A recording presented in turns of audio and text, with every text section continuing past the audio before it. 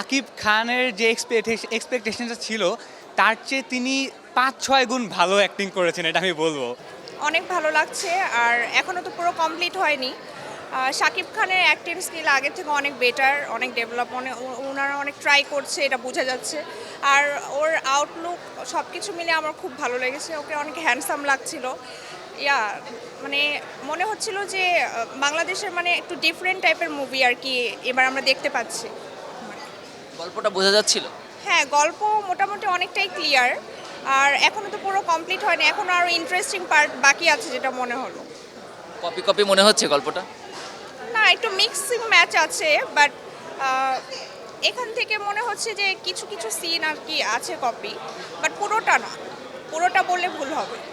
যেমনটা প্রত্যাশা নিয়ে এসেছেন, তো সেই প্রত্যাশা কেমন? অবশ্যই তার থেকে বেটার বেটার কিছু দেখতে পাচ্ছি। সবার কাছে কেমন লাগছে জানি না, আমার আমার কাছে ভালো লাগছে। কাকে ভাল লাগছে বেশি?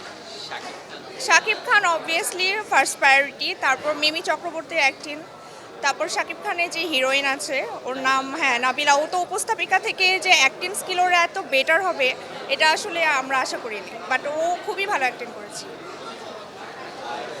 গান কেমন লাগছে?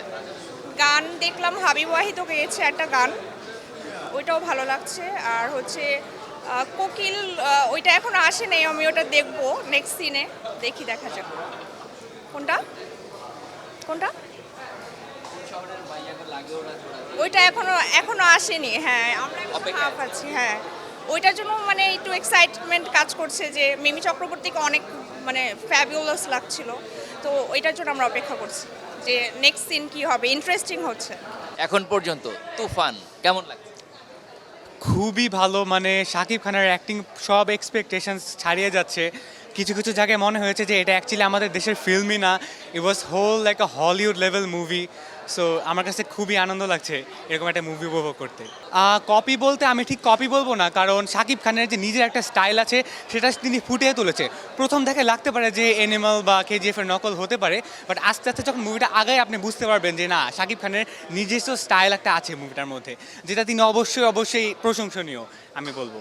অনেকে বলছে যে মুভিটা নাকি গল্পটা কপি, এইটা সেটা এগুলো নিয়েও বলছে, তো আপনার কাছে কি এমনটা মনে হচ্ছে কিনা?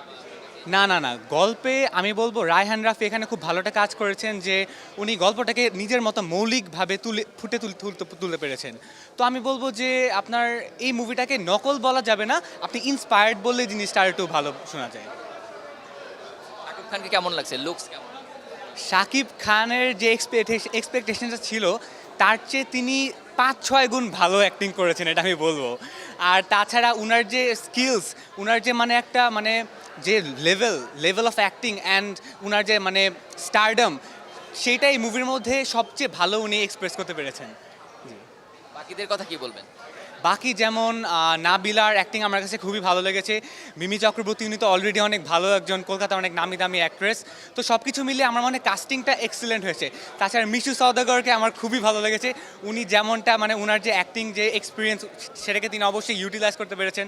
সব কিছু মিলে আমি বলবো মুভিটা একদম এ ক্লাস একটা মুভি এখন পর্যন্ত যেটা দেখেছি।